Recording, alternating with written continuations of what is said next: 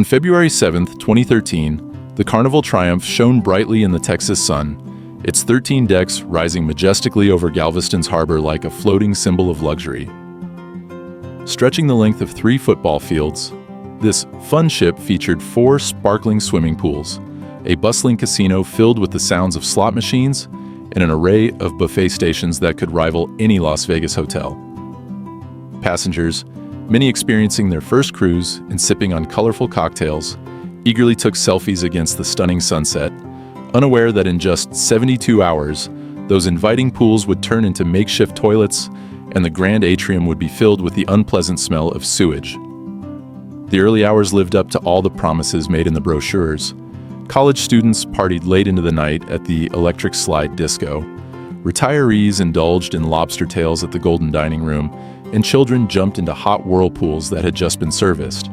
Even the crew of 1,100 wore cheerful expressions as the ship glided smoothly through the tranquil Gulf waters towards Cozumel's beautiful beaches. "This ship can't sink," joked bartender Marco Ruiz to anxious passengers, not realizing that his words would soon take on a darker meaning. Beneath its luxurious exterior, the Triumph harbored a dangerous arrogance. The engine room, filled with exposed fuel hoses, had experienced 9 close calls with leaks over the past 2 years. A safety memo regarding the installation of spray shields was lost in the chief engineer's inbox, ignored amid the pre-departure rush. While passengers celebrated their first night, a loose diesel line leaked fuel onto hot pipes, creating vapors that lingered like unseen gunpowder. A disaster was just a spark away.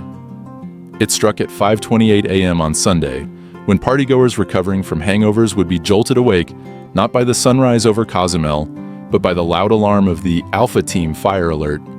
The same guests who had laughed over endless margaritas would soon be begging for bottled water.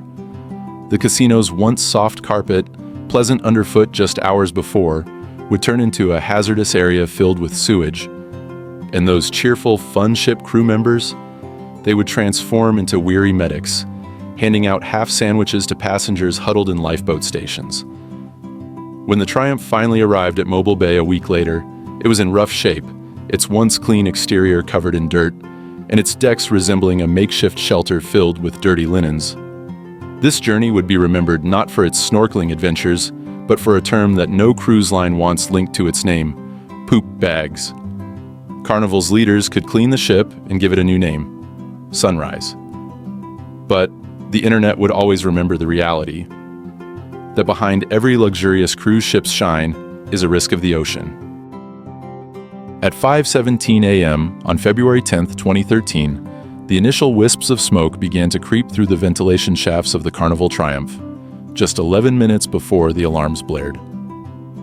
In the engine room, a worn fuel hose had burst, spraying diesel onto hot manifolds. This ignited a fireball that reached up to the ceiling while the automated suppression systems activated too late.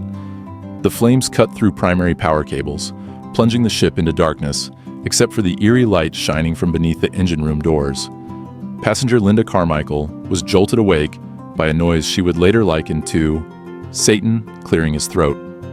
The ship-wide Alpha Team alert blaring through the corridors, still heavy with the scent of last night's champagne. This coded message, meant for severe fire emergencies, sparked immediate chaos.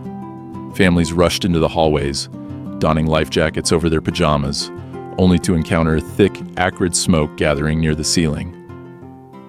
On Deck 3, retired firefighter Carl Riggs quickly identified the threat. That wasn't just electrical smoke. I could smell burning insulation, plastic, and something sweet: hydraulic fluid overheating. The engineering failures of the Triumph unfolded rapidly and alarmingly.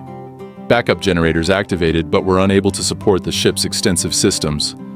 As flames severed the main power cables, a complete blackout enveloped the Carnival Triumph in a stifling darkness, illuminated only by the eerie glow of emergency lights that cast unsettling green shadows on the frightened faces of passengers. The abrupt cessation of the air conditioning allowed the tropical heat to turn cabins into oppressive saunas, with temperatures quickly rising above 110 degrees Fahrenheit and condensation dripping from the ceilings like toxic sweat.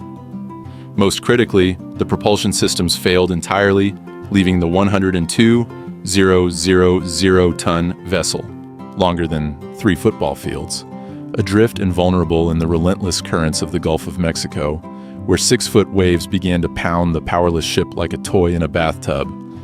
The once mighty, fun ship had been transformed into a tilting, sewage-filled prison at the mercy of the wind and tide. The most intense horror unfolded below deck. With the power out, the vacuum sewage system malfunctioned, creating a cacophony of gurgling sounds. Toilets in 1,500 cabins erupted simultaneously, releasing waste into showers and sinks. On Deck 7, newlyweds Mark and Jessica Tanner were horrified as a brown wave surged from their bathroom drain, bringing with it tampons and condoms from neighboring cabins. It crawled toward our bed as if it were alive, Jessica remembered. The stench made us sick, which only contributed to the chaos. As the sun rose, the Carnival Triumph underwent a horrifying transformation from a luxurious cruise ship to a floating nightmare.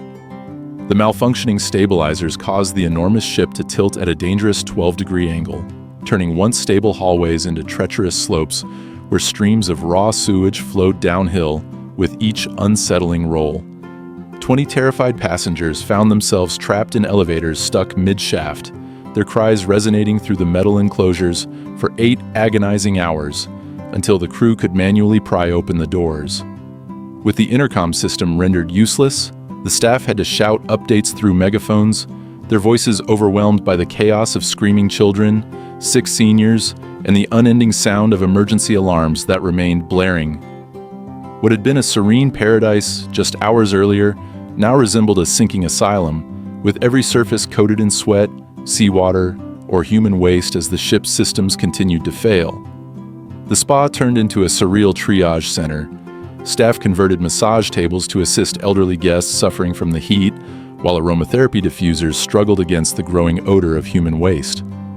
By 9 a.m., the red bag revolution commenced. Crew members handed out biohazard bags with the directive to use these for waste. However, as trash bins filled to capacity within hours, passengers began tossing sealed bags overboard, where they bobbed in the ship's wake like grotesque buoys. Amid the chaos, desperation took hold. A group of fraternity members initiated a riot at the buffet, shattering glass displays to seize the dwindling food supplies. Elderly guests improvised diapers from pool towels. In the atrium, a Baptist choir tried to soothe the crowd with hymns, their singing clashing with the relentless alarms blaring through the ventilation system. The most chilling aspect was the silence from the bridge. With navigation systems offline and satellite phones inoperable, Captain Francesco Schettino, not to be confused with the Costa Concordia captain, could only walk in circles as handwritten notes from engineers confirmed the grim reality. The fire had melted essential wiring. No repairs could be made at sea. The Triumph wouldn't just arrive late in Mobile. It would require towing there like a lifeless vessel. By nightfall, the Carnival Triumph had undergone a terrifying change, transforming into a grim mockery of Carnival's cheerful, fun ship image. Deck 10, which used to be a pristine sunbathing spot, now looked like a post-apocalyptic refugee camp, with weary families huddled in lounge chairs, using damp towels as makeshift blankets against the chill of the night. The casino's luxurious felt tables, once meant for high-stakes gamblers, had turned into communal sleeping areas for traumatized children who curled up around pilfered life preservers as makeshift pillows. In a frantic attempt to escape the oppressive heat, passengers had shattered every available mirror, turning the jagged shards into rudimentary hand fans that glinted dangerously in the dim emergency lighting. What was once promoted as a floating paradise now resembled a scene from a disaster movie, with the stench of human waste mingling with the metallic scent of fear as 4,200 individuals fought to endure what had become a 102,000-ton prison of malfunctioning steel. As temperatures soared to 110 degrees Fahrenheit in the windowless cabins, passengers began to experience hallucinations. One man insisted he saw flames in the sewage-filled hallways, merely a trick of the emergency lights reflecting off the muck. A couple claimed to hear the distant hum of engines, only to realize it was the sound of their own blood pulsing in their ears. The Triumph's struggles were just beginning. With no propulsion, the ship lay broadside to incoming waves, intensifying the disorienting roll. Each wave sent fresh surges of waste spilling through ventilation shafts, tainting the few remaining safe areas. This was supposed to be the fun ship, and we're basically having to fend for ourselves. Bettina Rodriguez and her daughter Isabel had planned this cruise for half a year. They would sail on the Carnival Triumph and celebrate Isabel's birthday. It was the trip of a lifetime until they awoke to a fire alarm, smoke in their hallway, then days and days of misery. Human waste was actually piling up just outside their door. Just on our deck alone, there were the biohazard bags lined up across the floor. We're talking about raw sewage at just the end of our deck alone. It was repulsive. It was, according to Rodriguez, a nightmare, now made even worse because of these. The cruise line's own reports, inspections, and maintenance records detail the problem that had been developing on board the Carnival Triumph more than a year before Rodriguez and her daughter were on board. Houston attorney Frank Spagnoletti obtained the documents in his lawsuit against Carnival. The first trouble with Triumph, diesel generator number 6, the one that ended up catching fire. Starting more than a year before the infamous cruise, diesel generator number 6 was overdue for maintenance, out of compliance with the safety laws of the sea known as SOLAS, according to the ship's own engineer. Over and over again, Carnival's own maintenance reports say the same thing. Diesel generator number 6, overdue for maintenance. And during that same time period, Carnival learned about another, even more alarming safety problem in the engine room: fuel lines. A dangerous pattern of leaks had emerged on other Carnival cruise ships. In fact, Carnival Costa's Allegra caught fire because fuel leaked onto a hotspot and ignited. It would be the ultimate foreshadowing. Consider this. Carnival's own investigation shows the fire on board the Costa Allegra is believed to be caused by a fuel leak on one of the diesel generators, eerily similar to what would start the fire on board the Triumph 1 year later. Carnival says it proactively began investigating and found a big problem in a different type of fuel line. There had been 9 incidents resulting in fuel leaks associated with flexible fuel lines in just 2 years. And on January 2nd, Carnival issues a compliance order, giving ships 2 months to address the problem to ensure a suitable spray shield is installed for all diesel engines using the flexible fuel lines. When Coast Guard helicopters finally arrived at dusk, their spotlights illuminated a scene reminiscent of Dante's Inferno. Hundreds of faces pressed against grimy windows, mouths agape in silent screams, hands smearing the glass with whatever liquid was at hand. This was no longer a cruise ship. It was a 14-story tall biohazard, one that would drift for 4 more days before reaching land, by which time the term poop cruise would be etched permanently into maritime infamy.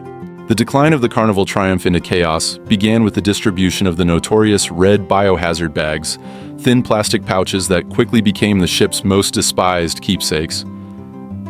Crew members navigated the dimly lit hallways like grim Santa Clauses, distributing these poop kits while deliberately avoiding eye contact.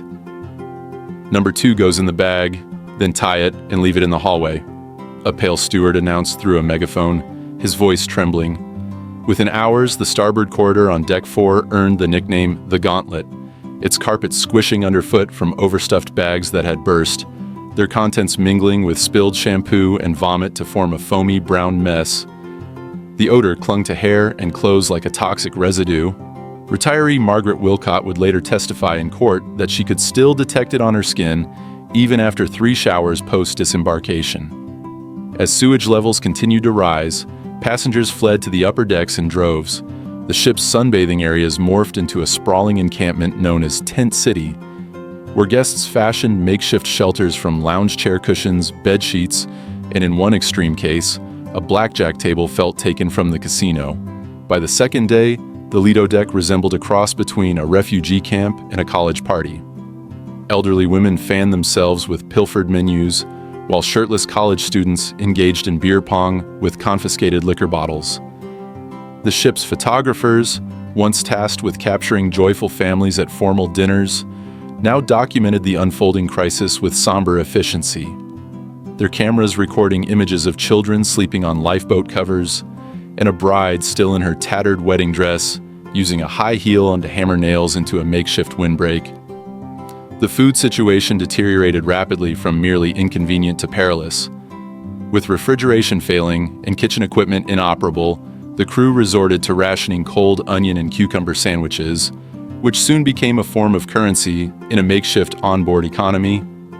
A black market sprang up near the now-defunct frozen yogurt machine, where desperate passengers traded a smuggled jar of peanut butter for 2 Carnival-branded watches. The ship's pastry chef, Pierre Lafontaine, was devastated when instructed to throw his cherished stock of 800 creme brulees overboard to avert food poisoning. "They floated behind us like little brown life rafts," remarked a passenger from Deck 11. By the third day, mealtimes had devolved into chaotic free-for-alls, with adults tackling each other for bread rolls, leaving the ship's security team, armed only with walkie-talkies and napkins, unable to restore order. Carnival's ill-fated decision to open the bars as a form of compensation backfired dramatically. With no running water to clean glasses, bartenders poured warm beer directly into passengers' hands. The continuous flow of alcohol from noon to midnight only heightened the already tense atmosphere, leading to a complete breakdown of social order. Deck 5 became a chaotic battleground where inebriated passengers threw wine bottles at the still-smoking funnel, with glass shards mingling with sewage flooding the lower corridors. A bachelorette party, their pink sashes now stained brown, turned the horror into revelry by creating a sewage slip and slide down a flooded hallway, their drunken laughter echoing throughout the ship. The chaos reached a peak when the ship's librarian was knocked out by a rogue champagne cork during a fracas over the last working power outlet, a scene that epitomized the total collapse of order aboard what had once been Carnival's celebrated fun ship. The limited functional bathrooms turned into chaotic battlegrounds. At the Deck 9 restroom, one of just 3 still operational, passengers established a hierarchy reminiscent of Lord of the Flies, where access depended on physical strength or food bribes. One resourceful teenager made money by charging $20 for each use of his cabin's working toilet until the crew intervened. Meanwhile, in the flooded lower decks, a new nightmare unfolded. Sewage backflow contaminated the ship's water lines, causing the few functioning sinks to emit brown liquid. "We brushed our teeth with Corona," said spring breaker Jason Riley. "The lime helped with the taste." Medical emergencies added to the grim situation. The infirmary, overwhelmed with cases of heat stroke and sewage-related infections, ran out of bandages and had to use casino napkins as makeshift dressings. A diabetic passenger went into shock after their insulin spoiled in the heat. The worst conditions were faced by those trapped in interior cabins, windowless spaces where temperatures soared above 120 degrees Fahrenheit. Crew members conducting welfare checks discovered guests lying still in complete darkness, conserving energy like hibernating animals, their skins sticky with sweat and their breathing shallow. As conditions worsened, the ship's social order completely broke down. A group of teenagers raided the gift shop, flaunting stolen Carnival bathrobes and novelty sunglasses. An elderly man was found hoarding 27 bottles of water in the life jacket compartment of his cabin. The ship's captain, overwhelmed by angry passengers demanding explanations, reportedly hid in the chart room for 3 hours, while security guards barricaded the door with slot machines from the casino. When the first rescue tugboats finally appeared on the horizon, the Triumph had transformed from a mere vacation gone wrong into a vivid illustration of human behavior under extreme stress. Sociologists would later analyze passenger testimonies with a mix of horror and intrigue, noting how the fragile facade of civilization crumbled with each hour of hardship. The refined dining etiquette that Carnival had advertised devolved into brutal brawls over scarce ketchup packets, their once coveted contents now a rare treat amid a monotonous diet of stale bread. Conventional gender roles disintegrated as strangers, stripped to their most fundamental needs, shared underwear salvaged from lost luggage, sacrificing their modesty to the oppressive heat and sewage spills. The ultimate breach of privacy occurred when a desperate crowd ripped the last functioning bathroom stall door off its hinges, turning it into a grotesque public space, where people lined up clutching stolen casino napkins as makeshift toilet paper, their dignity eroding with every flush that would never happen. The ship's final humiliation struck on day 4, when the sewage pumps briefly activated, violently releasing 3 days' worth of waste onto the occupants of Tent City below. As the noxious downpour fell, a single anguished cry emerged from the crowd, perfectly summing up the ordeal. "I paid extra for a balcony room." The arrival of the tugboats Resolve Pioneer and VB Victory on February 11th was expected to provide relief. However, passengers observing from the sewage-stained decks soon realized their nightmare had simply transitioned into a new level of embarrassment. The 5,000 horsepower tugs, built for harbor operations rather than open-sea rescues, struggled against 2 lines as thick as a man's thigh. Their progress was painfully slow at just 5 miles per hour, which was even less than a brisk walking speed. Each snapped cable, there would be 4 in total, sent vibrations through the Triumph's hull, causing raw sewage to spill into new areas. The initial plan to reach Progreso, Mexico, was scrapped when the drifting vessel unexpectedly moved 90 miles north overnight, undermining Carnival's claims of control. Media helicopters turned the situation into a worldwide spectacle. Their spotlights illuminated dire scenes, passengers using bed sheets to spell "help," a man fishing for food off Deck 3 with a makeshift pole, and the once white hull now marred by brown streaks from overflowing waste. CNN's Anderson Cooper famously dubbed it the "poop cruise" during ongoing coverage that showed biohazard bags floating beside the ship like plastic jellyfish. The New York Post captured the moment with the unforgettable headline, "Ship of Fools, Luxury Liner Becomes Floating Porta-Potty." Amid the monotony, 2 medical evacuations broke the tension. Coast Guard MH-60T. Jayhawk helicopters executed daring rescues, first for dialysis patient Rachel Alderetti, followed by a heart attack victim. As passengers watched the basket lifts from below, they felt a mix of hope and envy. "Part of me wished I was sick enough to get off," admitted retiree Harold Mills, wearing a t-shirt stained with 3 days' worth of sweat. On Valentine's Day, as the ship made its way into Mobile Bay, its decks still smelling foul and its passengers looking exhausted, the crews of the tugs were met with an unexpected gesture. Fishermen lining the ship channel did not greet the vessel with waves of welcome. Instead, they raised their middle fingers, a sentiment shared by thousands who tuned in to witness the live-streamed embarrassment. The Triumph's drawn-out humiliation had turned into a shared guilty pleasure for America, a live spectacle where every broken tow line and sewage spill unfolded for an engaged global audience. The first passengers stumbled off the gangway in Mobile just before midnight on Valentine's Day, their unsteady movements and distant gazes making them resemble war refugees rather than holidaymakers. Carnival CEO Jerry Cahill stood at the dock, delivering mechanical apologies, while crew members behind him sprayed powerful disinfectant that barely concealed the ship's persistent foul odor. The reunions were far from ideal. One woman lost her lunch as she embraced her husband, whose clothes still reeked of the Triumph's unique sewage smell. Reporters observed that many passengers avoided looking back at the ship as if it were a menacing predator. Carnival's offer of compensation, $500 per person, full refunds, and future cruise credits, felt as hollow as Cahill's remarks.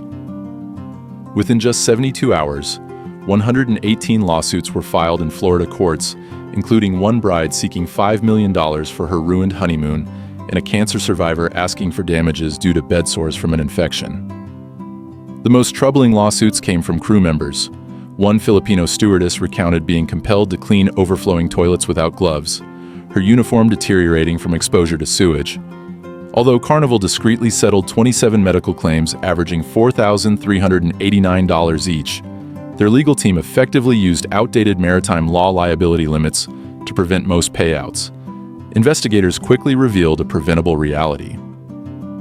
The U.S. Coast Guard's casualty report indicated that the fire ignited when an unprotected flexible fuel hose, part of a known issue within Carnival's fleet, burst just inches away from a hot exhaust manifold. Correspondence showed that Carnival's engineers had recognized the danger 2 months prior, instructing the installation of spray shields for all diesel lines, except for those protected by deck plating. The hose on the Triumph was located beneath such plating, creating an oven-like setting that sped up its degradation. "This wasn't an accident," stated NTSB investigator Mark Rosenker during a congressional hearing. It was a decision made based on spreadsheets that weighed the costs of prevention against potential lawsuits. Carnival's $115 million extreme makeover, which included a rebranding to Carnival Sunrise in 2019, couldn't erase its infamous history. Travel agents reported that clients were actively avoiding the poop ship, while late-night comedians continued to make jokes about the scandal for years. The ship's notorious reputation lingered like a bad smell. During its first cruise after the renaming, passengers were startled when a routine generator test emitted harmless smoke. Despite the $200 million renovation, the irony remained. The ship now boasted a waterworks aqua park with 200-foot slides, a painful reminder for those who remembered the Sewage waterfalls of 2013. The final blow came in 2020, when COVID-19 compelled Carnival to sell the Sunrise for scrap at a mere fraction of its worth. As oxyacetylene torches cut through its hull in a Turkish shipyard, workers noted an unusual odor lingering in the steel, a metallic scent with subtle fecal hints that no amount of sandblasting could eliminate.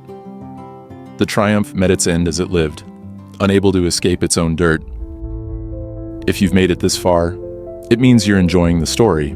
If you're interested in more, don't forget to like, subscribe, and hit the bell so you never miss a great story. This is Liam. Thanks for watching, and see you next time.